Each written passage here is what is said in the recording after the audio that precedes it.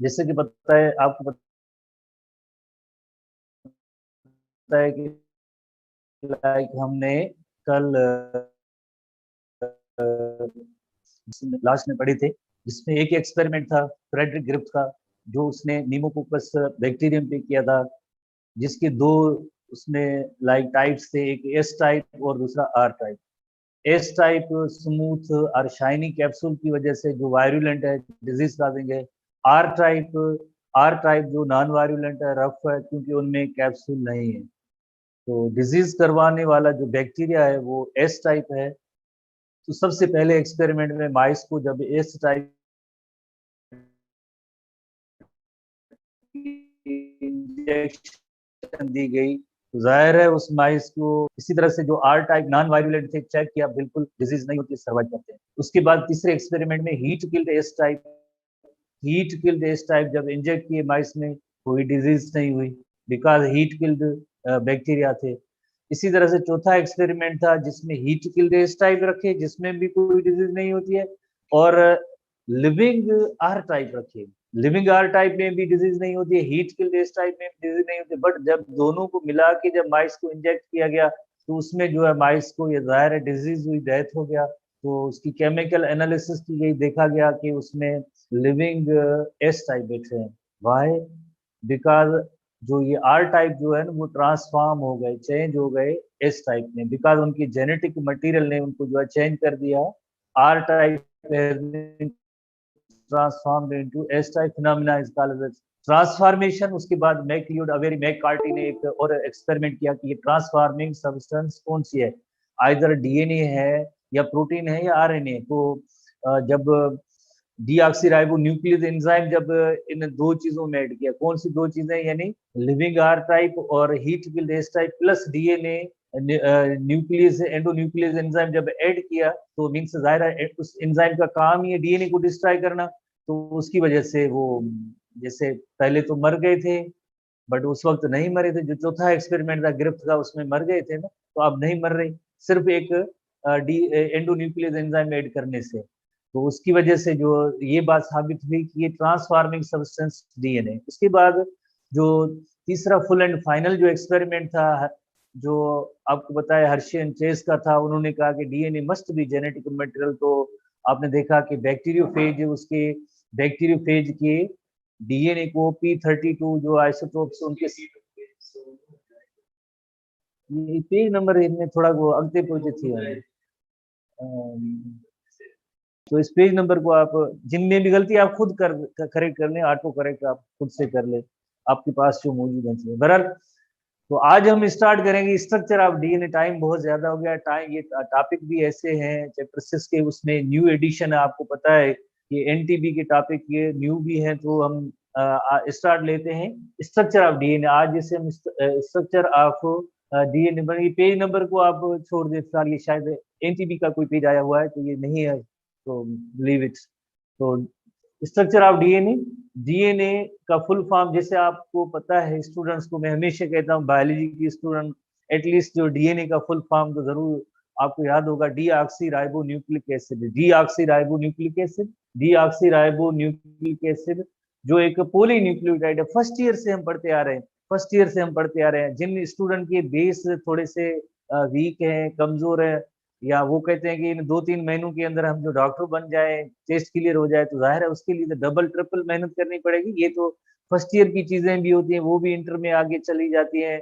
और ऐसी छोटी छोटी चीजें जो आपको यकीनन याद होंगी, deoxyribonucleic acid, DNA, basic unit इनका क्या है, न्यूक्लियोटाइड। जैसे आपको पता है कि polynucleotide millions and billions of nucleotide, they link together, join together, और एक डीएनए का strand, double stranded DNA molecule बनता है। Double stranded DNA molecule, double stranded की मीनिंग होती है, जाहिर है इसके दो स्ट्रैंड है, जो आज भी हम इसको डिस्कस करेंगे। तो सबसे पहले जैसे आपको पता है कि प्रोटीन के बारे में हमने पढ़ा था, प्रोटीन आर द जो अमाइनो एसिड्स हैं, polypeptide chain of amino acid, thousands of amino acid, they are link together and they form protein. को इसी तरह से ऐसे nucleotide, millions and billions of nucleotide, they are link together, और ये एक पॉलीन्यूक्लियोटाइड डीएनए बनाते हैं। तो यकीनन जैसे आप स्टूडेंट में कंपेयर भी ले रहा हूँ कि जिस तरह से अमाइनो एसिड की, हम एक सिंगल अमाइनो एसिड की स्ट्रक्चर को नोट कर दें कि अमाइनो एसिड में क्या है, कौन से कंपोनेंट है, जैसे कार्बन है, एक एक तरफ से H है, एक R है, और एक तरफ से आप देखेंगे अमाइनो ग्रुप है और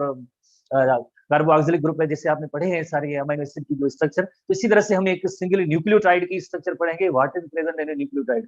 एक सिंगल न्यूक्लियोटाइड के अंदर कौन कौन सी चीजें होती है? 3 चीजें होती है, आपको पता है, फास्फोरिक एसिड है, पेंटोज शुगर है, और एक नाइट्रोजनस बेस होगा, कोई भी एक one of the nitrogenous base होगा। पेंटोज शुगर है तो यानी कार्बन की तादाद 5 होती है, तो हम उसे कहते हैं पेंटोज शुगर। कार्बन नंबर 1 पे नाइट्रोजनस बेस अटैच होता है, कार्बन नंबर 5 पे फास्फोरिक एसिड अटैच होता है। कार्बन नंबर जो 3 होगा पेंटोज शुगर का, कार्बन नंबर 3 होगा, वो नेक्स्ट न्यूक्लियोटाइड की अटैचमेंट के लिए होता है। तो ये ऐसे फंडामेंटल और बेसिक टर्म्स हैं, ये टर्मिनोलॉजी जो यकीनन आपने जैसे पढ़ी हुई है कि इसके जो 3 कंपोनेंट्स हैं, एक डीऑक्सीराइबोज शुगर जो पेंटोज शुगर है, फार्मूला जिससे आपको पता है C5H10O4, O4 यानी डीऑक्सी यानी एक ऑक्सीजन कम है, जैसे पेंटोज में C5H10O5 होना चाहिए, जैसे आरएनए के अंदर पेंटोज शुगर है, ये है डीऑक्सीराइबोज शुगर बिकॉज इसमें 1 ऑक्सीजन एक लेस है। इसी तरह से दूसरा कंपोनेंट है फास्फोरिक एसिड है, H3PO4। ऑर्गेनिक बेसिस हैं जो नाइट्रोजनस बेसिस हैं, 4 नाइट्रोजनस बेसिस हैं, एडेनिन, ग्वानिन, साइटोसिन, थायमिन, जैसे हमने शॉर्ट टर्म यहाँ पे लिखा है, एडेनिन ए, ग्वानिन जी है, साइटोसिन सी, थायमिन जी है, शॉर्ट फॉर्म में। आप भी शॉर्ट फॉर्म अंदर जैसे ए लिखा हुआ है तो इसका मतलब है एडेनिन नाइट्रोजनस बेस। तो इसी तरह से जो कार्बन नंबर 1 होता है, जो पेंटोज शुगर हम आते हैं, कार्बन नंबर 1, जैसे ये पेंटोज शुगर है, ये पेंटोज शुगर है, उसका कार्बन नंबर 1 है, उस पे हमेशा नाइट्रोजनस बेस अटैच होता है। उस पे नाइट्रोजनस बेसिस 4 हैं, एडेनिन, ग्वानिन, थायमिन, साइटोसिन, इनमें से कोई भी एक बेस होगा। कार्बन नंबर 1 पे जो है, कार्बन नंबर पे नाइट्रोजनस बेस अटैच होगा।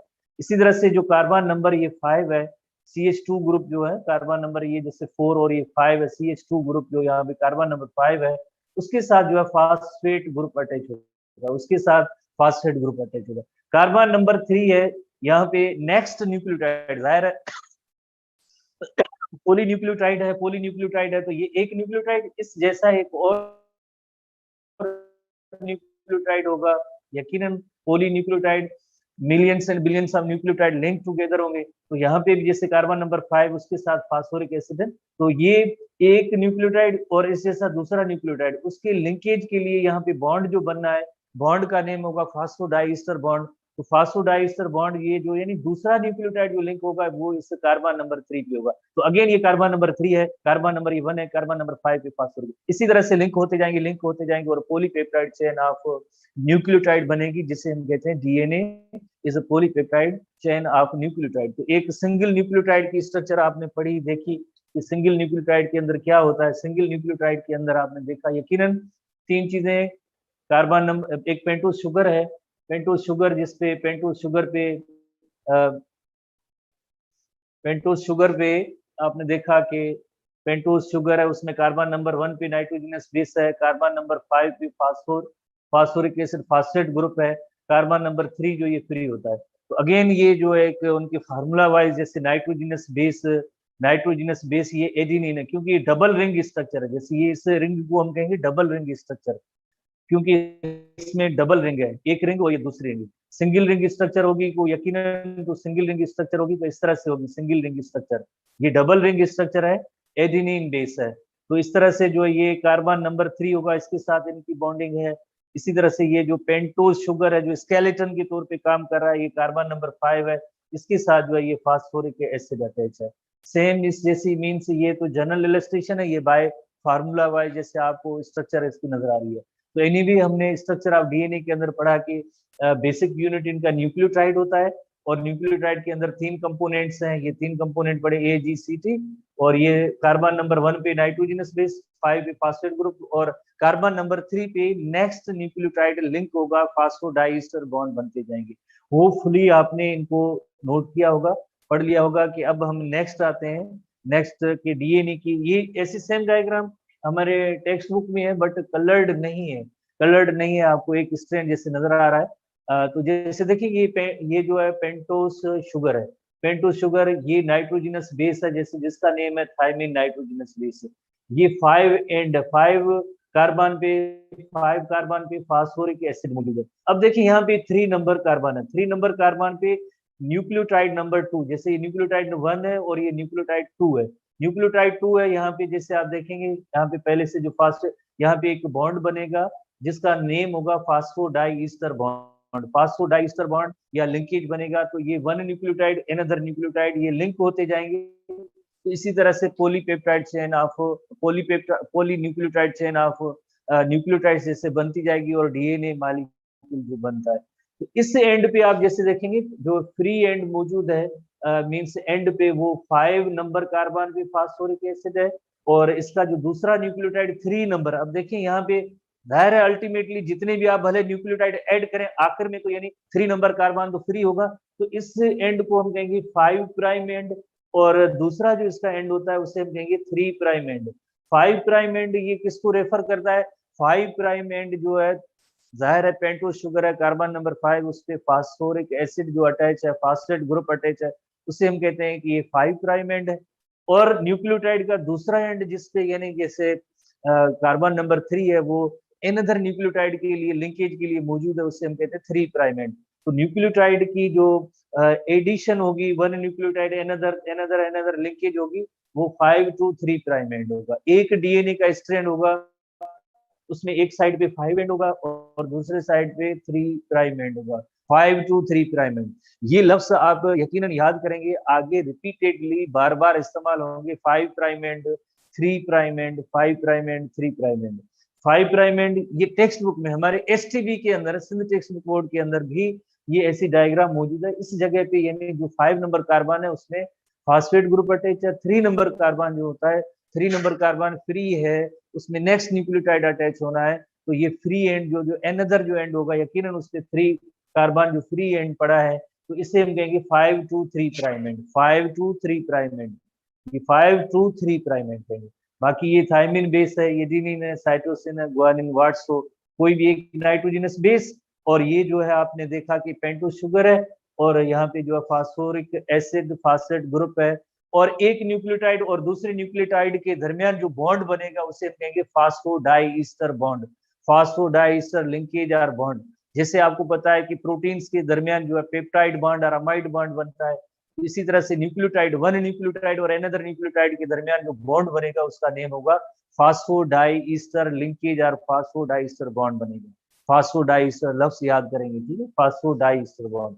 होपफुली आपने ये स्ट्रक्चर जो हमारे टेक्स्ट बुक में भी मौजूद है सेम है। कल शायद आपको जो ऐसी स्लाइड्स आपको जो यकीनन शेयर हुई है पीडीएफ फॉर्मेट में आपने देखा, तो वही सेम चीजें हैं, आपने पढ़ी भी होंगी, नोट की भी होंगी। अब हम नेक्स्ट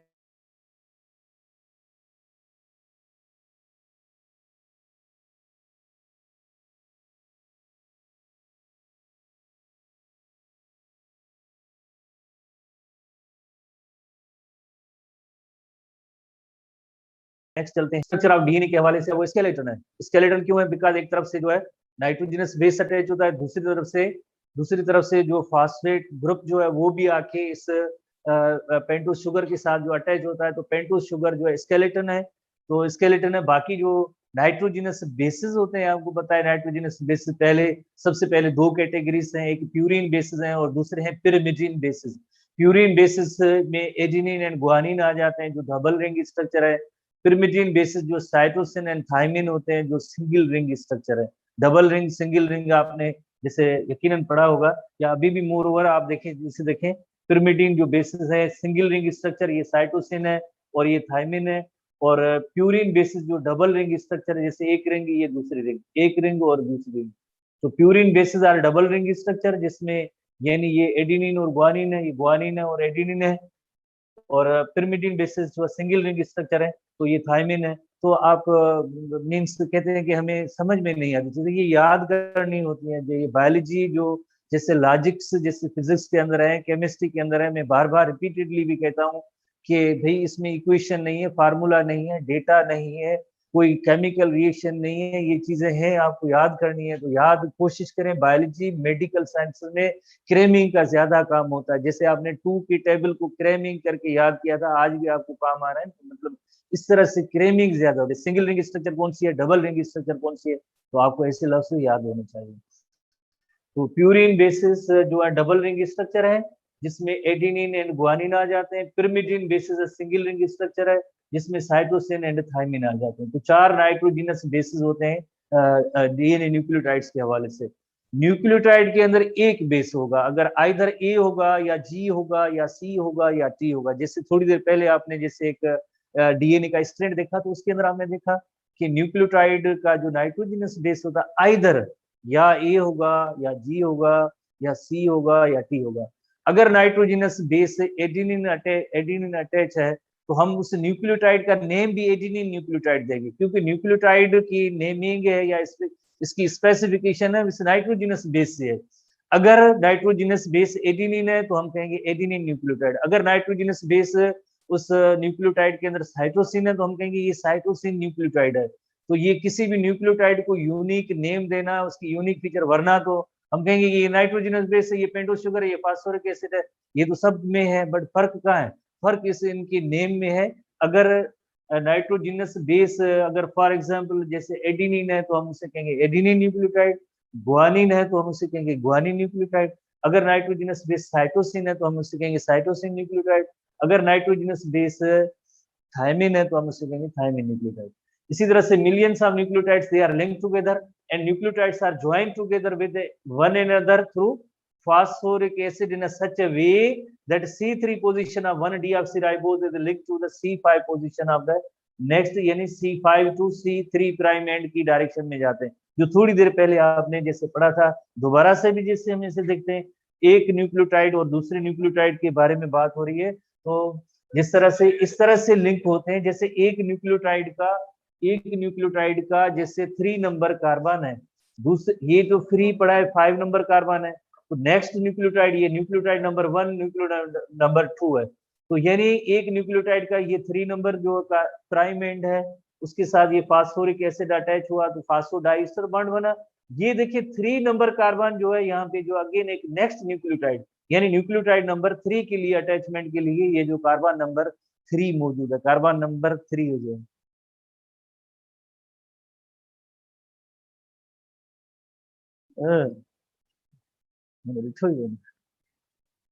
अच्छा,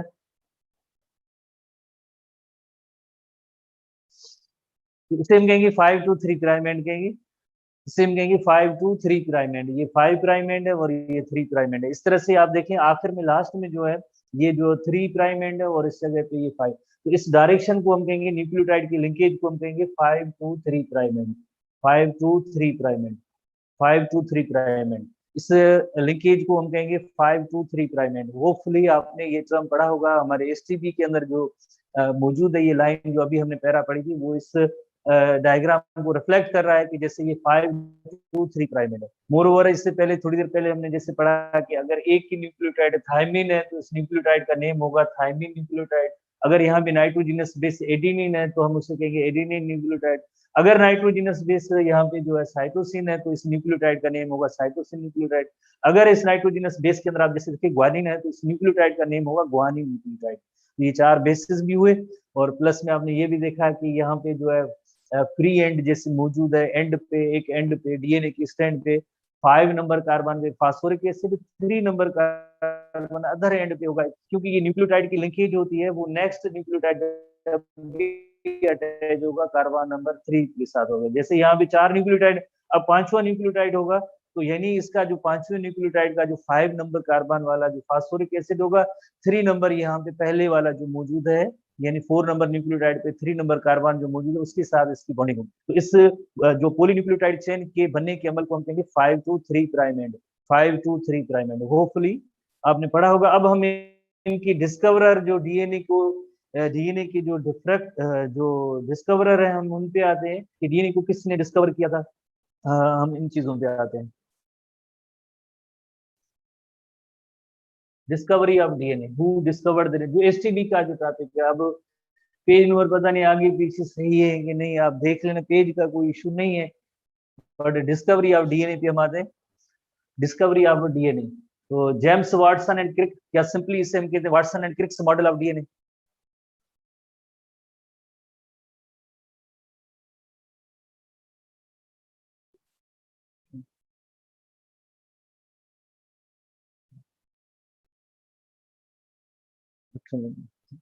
Watson and Crick's model of DNA जो है, इसके नाम से ये वेरी पॉपुलर है। तो James Watson and Francis Crick जो है, डिस्कवरी इनकी जो बहुत ही बड़ा क्रेडिट है इन दोनों साइंटिस्ट ने। जैसे मॉडल का नेम भी Watson and Crick's model of DNA. तो they suggested the model of DNA based on X ray diffraction data provided by Maurice H F Wilkins. तो ये उसके बगैर पॉसिबल ही नहीं था डीएनए की जो स्ट्रक्चर कैसे अगर डिफाइन करते हैं, ये because of X-ray diffraction data जो इस पर्सन ने जो है जाहिर प्रोवाइड की, तो उसके बाद ये पता चला कि यानी डीएनए की स्ट्रक्चर इस तरह की हो सकती है। इसी तरह से जो एक और साइंटिस्ट थी, लेडी साइंटिस्ट थी, रोजालिंड फ्रैंकलिन, जो एक एक्सरे क्रिस्टलोग्राफर थी। इसकी जो एक डीएनए की डिस्कवरी के अंदर एक बहुत ही इंपॉर्टेंट पॉइंट थी कि उन्होंने कहा कि PO4 जो है lie on the outer side of the molecule. DNA molecule में PO4 यानी जो PO4 यानी ये जो फास्फोरिक एसिड फास्फेट ग्रुप वाला PO4, ये यहाँ पे P आपके पास डायग्राम मौजूद है। PO4 जो है lie on the outer side of the molecule, outer side of the molecule. यही डेटा जो है आगे उनको इस मॉडल को बनाने में या डिस्कवर करने में जो है एक इनका बहुत ही बड़ा क्रेडिट था। और बट इसकी डेथ हो गई, वरना अदरवाइज इनको भी नोबेल प्राइज मिलता 1962 में, इनको जो नोबेल प्राइज मिला।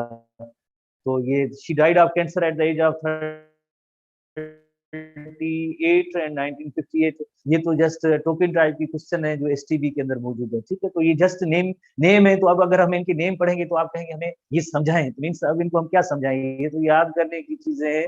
आप कहते हैं कि स्टूडेंट कहते हैं कि रीडिंग हो रही है, रीडिंग क्या, ये तो याद करने ना किसने ये डेटा दी थी। बहरहाल नेक्स्ट चलते हैं आपकी मर्जी। नेक्स्ट जो इसके बाद जो हेडिंग है स्ट्रक्चर ऑफ डीएनए के हवाले से है कि डीएनए जो Watson and Crick model of DNA था उसके अंदर क्या था आखिरकार। जैसा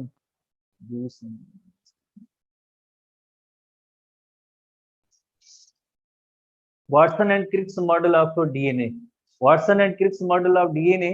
तो उन्होंने कहा कि ये डीएनए का जो स्ट्रैंड है इसकी जो ओवरऑल शेप है वो लेडर लाइक है। लेडर की मीनिंग होती है सीढ़ी जैसा है। जैसे सीढ़ी होती है, आपको पता है कि उसमें सीढ़ी के अंदर जो मेन एक स्केलेटन होते हैं, जिसके दो ऐसे मेन स्केलेटन हो गए और उसके बाद उनमें जो ऐसे स्टेप्स होते हैं, एक स्केलेटन और दूसरे स्टेप्स होते हैं।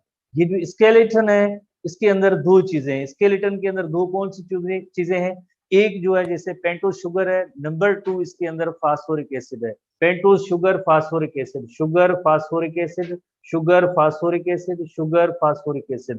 तो ये जो मेन स्केलेटन है उसके अंदर ये दो चीजें, और ये जो स्टेप्स हैं इसके अंदर नाइट्रोजिनस बेसिस।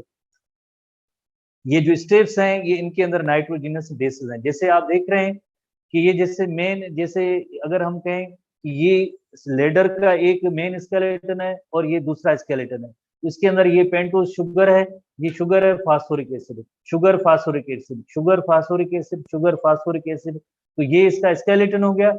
और इस सीढ़ी के स्टेप्स जिन्हें रंग्स भी कहते हैं, इंग्लिश में रंग्स कहते हैं, RUNGS, रंग। रंग की मीनिंग जो स्टेप होती है। ये स्टेप कैसे बनते हैं, नाइट्रोजिनस बेसिस के साथ बनते हैं। नाइट्रोजिनस बेस, नाइट्रोजिनस बेस, ये स्टेप्स आर जो रंग्स हैं ये नाइट्रोजिनस बेसिस की वजह से है। तो नाइट्रोजिनस बेसिस की एक स्पेसिफिक पेयरिंग होती है। जैसे adenine is always paired with thymine, या thymine is always paired with adenine. Guanine is always paired with cytosine, और cytosine is always paired with the guanine. और इनके दरमियान जो होगी वो होगी हाइड्रोजन बॉन्डिंग होगी। एडिनिन एंड थायमिन के दरमियान जो है ए और टी के दरमियान डबल हाइड्रोजन बॉन्ड होगा, और ग्वानिन और साइटोसिन के दरमियान ट्रिपल हाइड्रोजन बॉन्ड होगा। Double hydrogen bond, triple hydrogen bond, double hydrogen bond and triple hydrogen bond. जैसे ये डबल हाइड्रोजन बॉन्ड है एडिनिन थायमिन के दरमियान, और ये है triple hydrogen bond cytosine and guanine के दरमियान ट्रिपल हाइड्रोजन बॉन्ड। तो इस इन हाइड्रोजन बॉन्डिंग की वजह से दो डीएनए के स्ट्रैंड एक दूसरे के साथ लिंक्ड हैं, अटैच्ड हैं। Two strands of DNA are held together by hydrogen bonding. A और T के दरमियान जो डबल हाइड्रोजन बॉन्ड, G और C के दरमियान ट्रिपल हाइड्रोजन बॉन्ड, ये इसे हम कहेंगे specific base pairing rule. Specific base pairing rule यानी इस रूल के अलावा कोई और रूल है ही नहीं। Adenine is always paired with thymine, guanine is always paired with cytosine. ATGC या TACG जैसे भी आप कहें, बट हमेशा यही पेयर बेस पेयर रूल होगा। आगे हम आ रहे हैं। तो मीन्स ये ओवरऑल एक जैसे जो टेक्स्ट बुक की पॉइंट है कि लेडर लाइक है, टू पॉलीन्यूक्लियोटाइड चेन्स है, कॉम्प्लीमेंट्री टू ईच अदर है। कॉम्प्लीमेंट्री टू ईच अदर का मतलब ये होता है कि जैसे एडिनिन, जहां पे भी एक स्ट्रैंड में अगर एडिनिन है तो दूसरे स्ट्रैंड में थाइमिन होगा, अगर एक स्ट्रैंड में ग्वानिन है तो उसका जो नेक्स्ट जो दूसरा जो स्ट्रैंड होगा उसमें हमेशा साइटोसिन होगा, अगर साइटोसिन है तो उसका जो कॉम्प्लीमेंट्री होगा जी होगा। यानी सिंपल वर्ड्स में एडिनिन की पेयरिंग थाइमिन के साथ और ग्वानिन की पेयरिंग साइटोसिन के साथ होगी, ये होगी कॉम्प्लीमेंट्री बेस पेयरिंग रूल। तो these two strands are held together by hydrogen bond.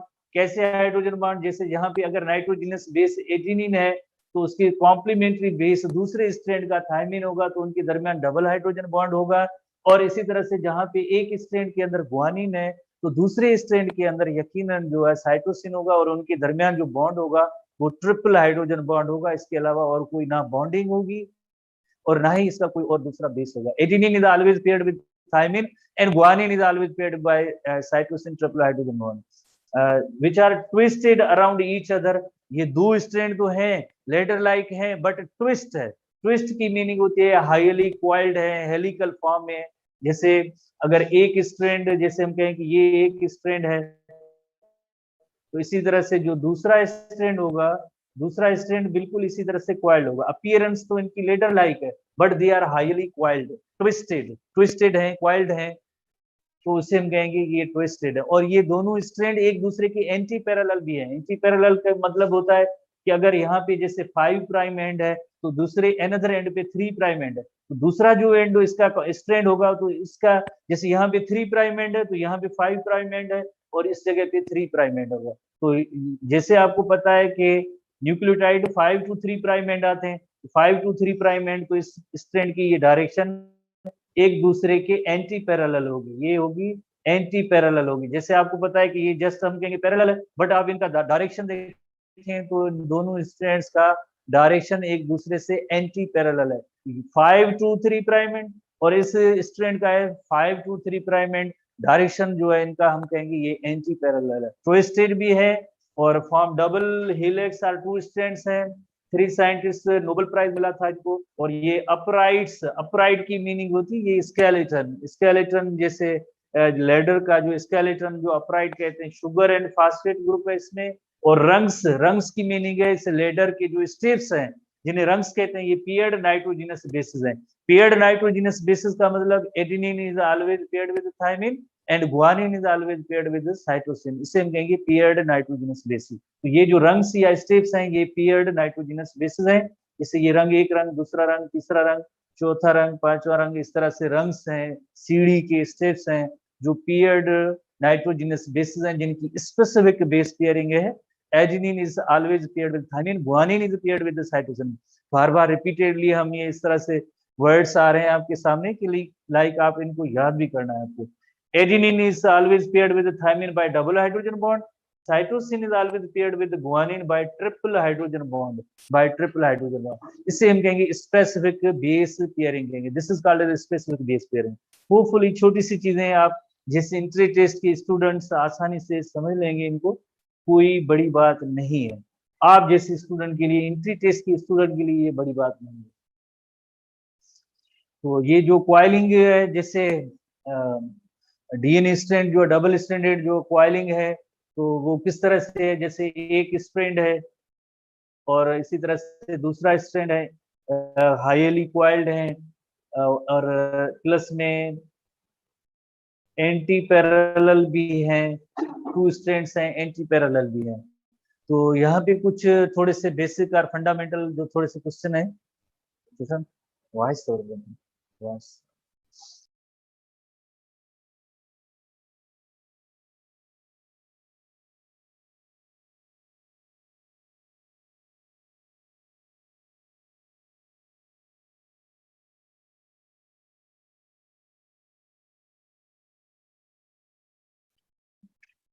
हाँ,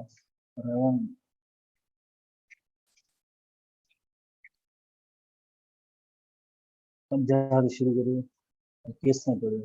हाँ हाँ,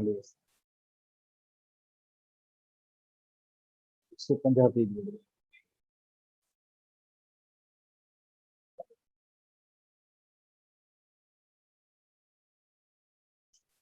ठीक है, तो वेलकम बैक। तो बात हो रही थी Watson and Crick's model of DNA 1953, both polynucleotide remain separated at 20 angstrom. Type में मैंने देखा कि थोड़ा सा 20 एंगस्ट्रॉम, जैसे फिजिक्स के अंदर जो एक यूनिट होगा, आई थिंक 10-2 इसका जो मीटर के हवाले से यूनिट है, बहुत ही स्मॉलेस्ट माइक्रोस्कोपिक चीजों के लिए इसको नोट करने के लिए यूनिट दिया जाता है, एंगस्ट्रॉम है। और किसी लैंग्वेज का वर्ड है, आई थिंक डैनिश है या कुछ,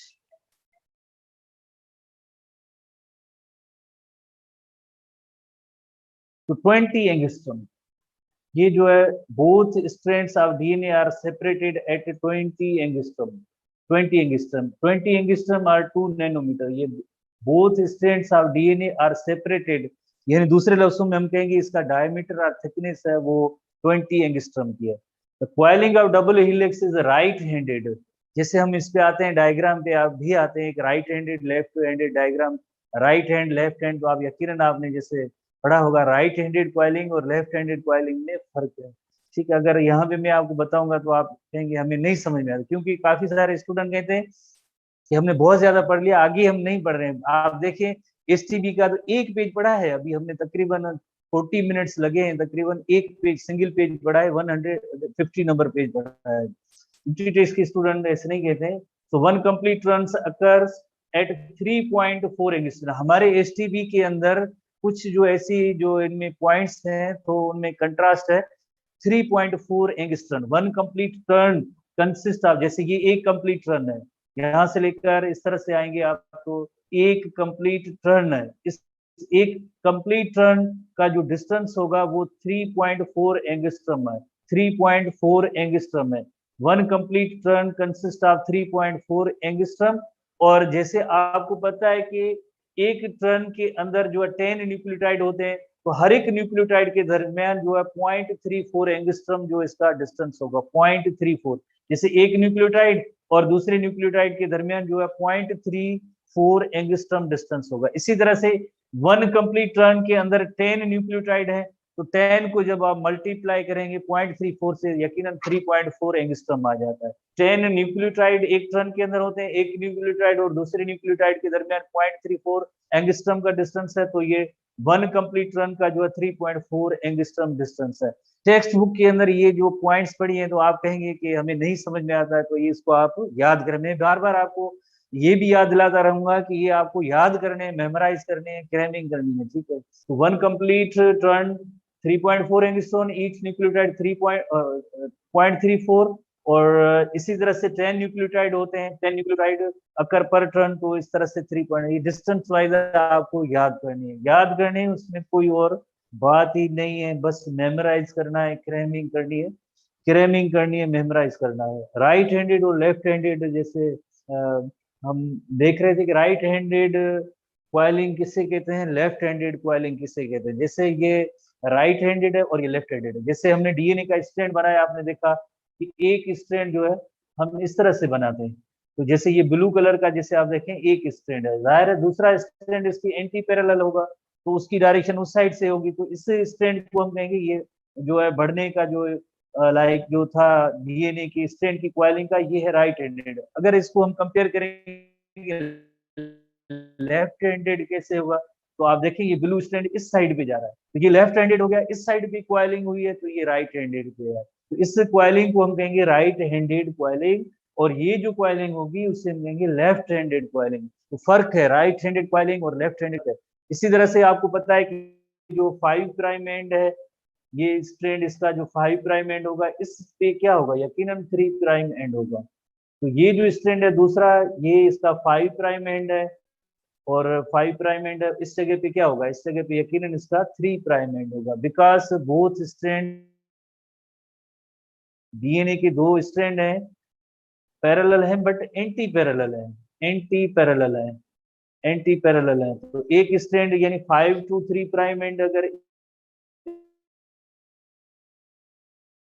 इस डायरेक्शन में आ रहा है,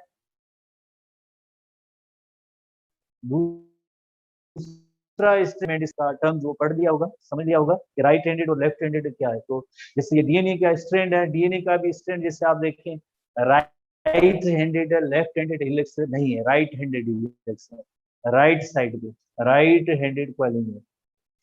तो नेक्स्ट हम आते हैं अनदर टॉपिक अनदर टॉपिक के हवाले से पढ़ने से पहले, उससे पहले एक और चीज जिससे आपको नोट करनी है कि जाहिर आप थोड़ा सा सब क्वेश्चन भी राइज होता है। वो क्वेश्चन ये है, एडिनिन एंड ग्वानिन के दरमियान डबल हाइड्रोजन बॉन्ड है, एडिनिन एंड थायमिन के दरमियान डबल हाइड्रोजन बॉन्ड है, और ग्वानिन और साइटोसिन के दरमियान ट्रिपल हाइड्रोजन बॉन्ड है, वाई? ये क्वेश्चन होता है। जैसे देखें ये थायमिन है टी और ये एडिनिन है ए है, तो आप यहाँ पे देखें ये जो है डबल हाइड्रोजन बॉन्ड है, ये इस बॉन्ड को हम कहेंगे डबल हाइड्रोजन बॉन्ड। और इसी तरह से ये देखिए ये ग्वानिन नाइट्रोजनस बेस है और ये साइटोसिन है, और इनके दरमियान जो ये ट्रिपल हाइड्रोजन बॉन्ड है, ट्रिपल हाइड्रोजन बॉन्ड है, इस बॉन्ड को हम कहेंगे ट्रिपल हाइड्रोजन बॉन्ड। तो जाहिर है आपको पता है जब भी बॉन्ड बनते हैं तो जाहिर है उस जगह पे फंक्शनल ग्रुप्स होंगे, और देन जो है आपको पता है कि बॉन्ड बनना तो उसमें कंडेंसेशन का अमल, बनने का अमल जो होता है तो उसमें पॉइंट्स होने चाहिए NH या OH ग्रुप जैसे अटैच हो। तो इसी तरह से ये देखिए यहाँ पे ये अगर हम कहेंगे यहाँ पे तीसरा बॉन्ड बने तो इसके लिए कोई भी ऐसी जगह या प्लेस नहीं है। यहाँ पे O और OH के दरमियान बॉन्ड बन गया और ये N और H के दरमियान बन गया, बट यहाँ पे ऐसी कोई पॉइंट नहीं है जिसके जरिए कोई ये थर्ड जो बॉन्ड तीसरा बॉन्ड बने। बट इसके कंपेरेटिवली आप गुआनिन और साइटोसिन के दरमियान देखेंगे एक हाइड्रोजन बॉन्ड बना, दूसरा हाइड्रोजन बॉन्ड बना और ये तीसरा हाइड्रोजन बॉन्ड बना। तो गुआनिन और साइटोसिन के दरमियान ट्रिपल हाइड्रोजन बॉन्डिंग है, ट्रिपल हाइड्रोजन बॉन्डिंग है, और इनके दरमियान जो है डबल हाइड्रोजन बॉन्डिंग है, ट्रिपल हाइड्रोजन बॉन्ड नहीं है। ठीक है, ये आप देख लेना, इसका क्वेश्चन नहीं है, टेक्स्ट में कोई क्वेश्चन नहीं है कि वाई ऐसी जो डबल हाइड्रोजन बॉन्ड या ट्रिपल हाइड्रोजन बॉन्ड क्यों नहीं है, तो इसका कोई क्वेश्चन नहीं है, आएगा नहीं है। ठीक है, ये डायग्राम थी जो हमारे टेक्स्ट बुक में भी मौजूद है, टेक्स्ट बुक में मौजूद है। उसके बाद हम आएंगे शर्गाफ रूल पे आएंगे, और इस पे जो मैथमेटिकल थोड़े बहुत प्रॉब्लम भी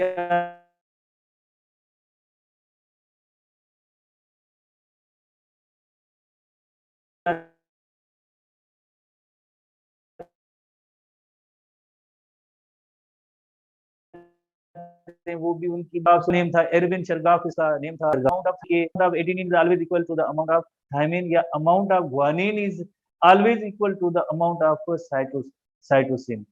तो इसी तरह से जो एक और जो ब्रॉडर कैटेगरी भी जिससे बताए कि DNA from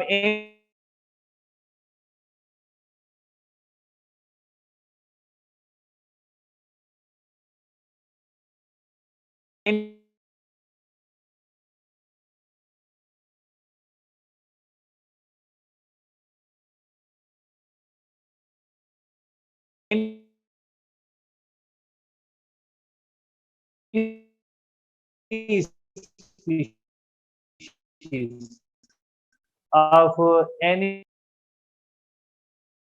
base pairing rule, base pairing complementary base pairing है ही नहीं। Adenine is always paired with thymine, guanine is always paired with cytosine, इसके अलावा और कोई नहीं। तो इस तरह से किसी भी ऑर्गेनिज्म हम कहते हैं कि 24% है, एडेनिन का अमाउंट 24% है, आप बताएं कि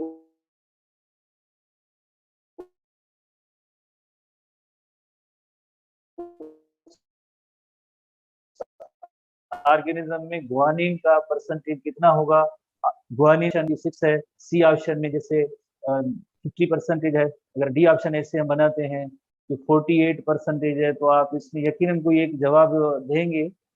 4 ऑप्शन है, किसी भी एक ऑर्गेनिज्म में अगर एडेनिन का 24% है तो मीन्स गुआनिन का परसेंटेज कितना हो सकता है? यासिन साहब एंड जेठानंद साहब ये जवाब दे रहे हैं, स्टूडेंट कितना परसेंटेज है?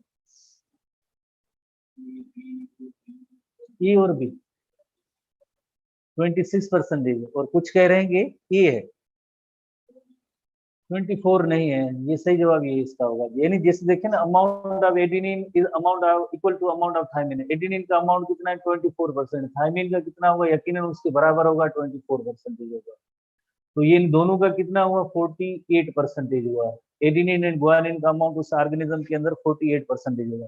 अब आप आए कि यानी 48 इन दोनों के पास चला गया, बाकी कितने बचे? 52 बचा ना 100 में से, बाकी बचा 52।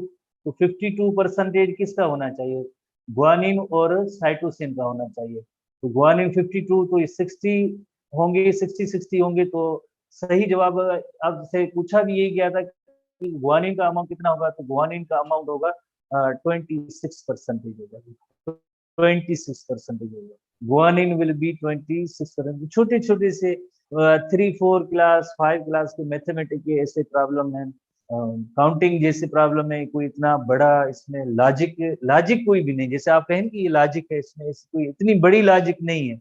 Amount of adenine is always equal to the amount of adenine is always equal to the amount of thymine. जैसे यहाँ पे अमाउंट ऑफ एडिनिन 24 है जो गिवन है, तो ये इक्वल होगा, हम कहेंगे 24।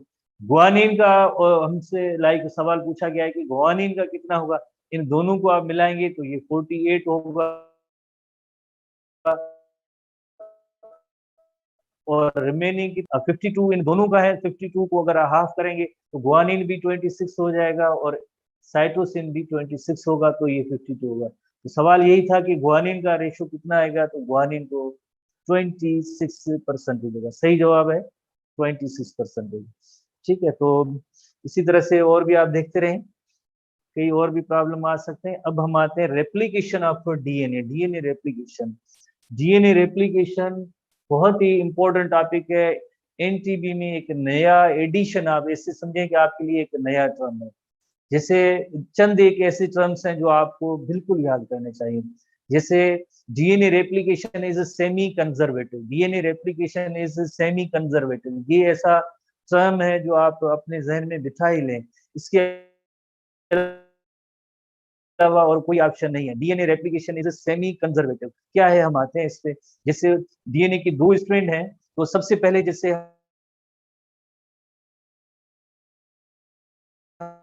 हम इनकी डेफिनेशन पढ़े, तो पहले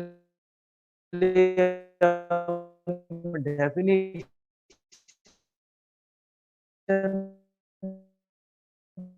टर्म्स तो पढ़े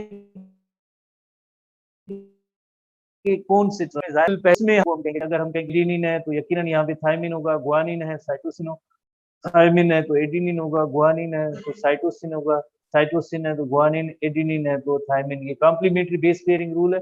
ये double bond triple bond, double bond triple bond, triple bond double bond, ऐसे होगा। तो कोई भी अगर डीएनए का एक स्ट्रैंड है उसे हम कहेंगे पेरेंट स्ट्रैंड। इसमें से जब हर एक स्ट्रैंड में एक नया बन के, यानी एक सिंगल लाइक डीएनए के स्ट्रैंड में से दो स्ट्रैंड और बनेंगे तो उसे हम कहेंगे डॉटर।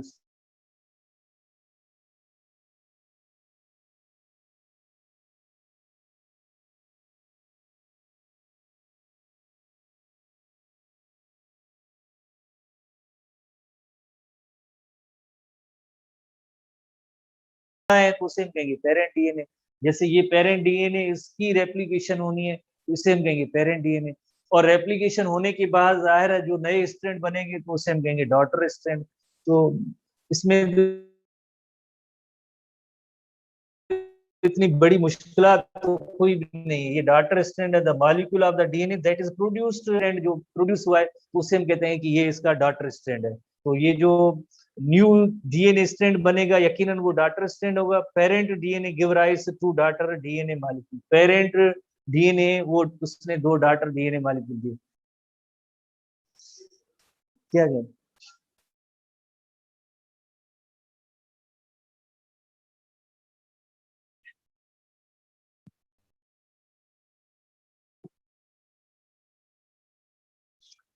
तो पेरेंट डीएनए जैसे है, पेरेंट डीएनए में से दो डॉटर डीएनए स्ट्रैंड बनते हैं, इन्हें हम कहेंगे डॉटर स्ट्रैंड्स कहेंगे, पेरेंट स्ट्रैंड और डॉटर स्ट्रैंड। तो यानी इस जो टेक्स्ट बुक के अंदर एनटीबी, ये टॉपिक एनटीबी का है। NTB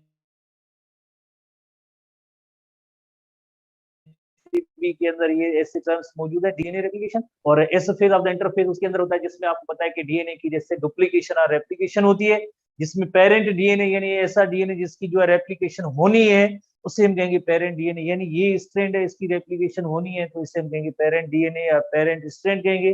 the molecule of DNA that is produced in DNA replication, new DNA जो प्रोड्यूस होगा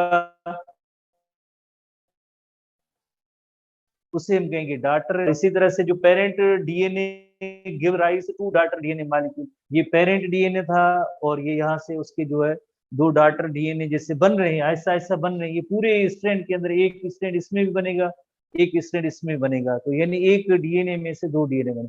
जैसे अगर हम कहें, अगर हम नोट करें कि लाइक जैसे एक स्ट्रैंड है, ये एक स्ट्रैंड है, उसकी जो सीक्वेंस है वो ये है ए टी जी सी सी और जी है, तो एक स्ट्रैंड और इसी जैसा इसका कॉम्प्लीमेंट्री होगा, जी का कॉम्प्लीमेंट्री सी है, जी होगा, जी होगा, सी होगा, ए होगा और टी होगा। तो ये डीएनए के दो स्ट्रैंड हैं, डबल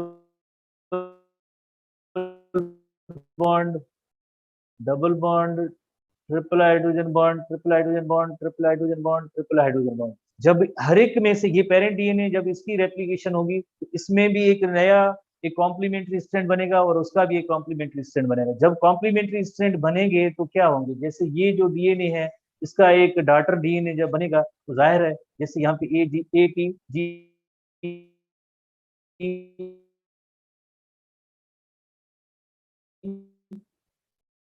ए टी जी है, तो यहाँ भी यकीनन ए आएगा, टी आएगा, यहाँ भी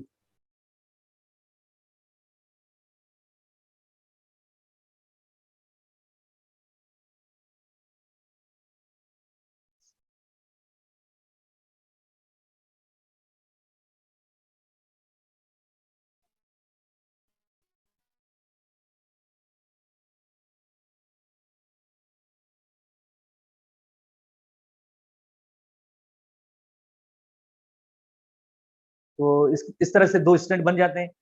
मैसेजेस आ रहे हैं कि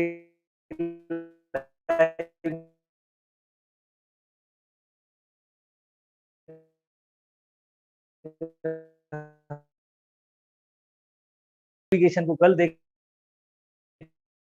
मेमोराइज करने की कोशिश करें। जो चीजें टेक्स्ट बुक में है वही सवाल आएंगे, उसके जो टेक्स्ट में नहीं है वो नहीं आएगा सवाल। तो कोशिश करें इनको आप याद करते जाएं, क्रेमिंग मेमोराइजेशन के अमल को जारी रखें, बेसिक टर्मिनोलॉजी है उसको जहन में रखें और ये टर्मिनोलॉजी आगे रिपीटेडली इस्तेमाल होगी। जैसे खास तौर पे मैं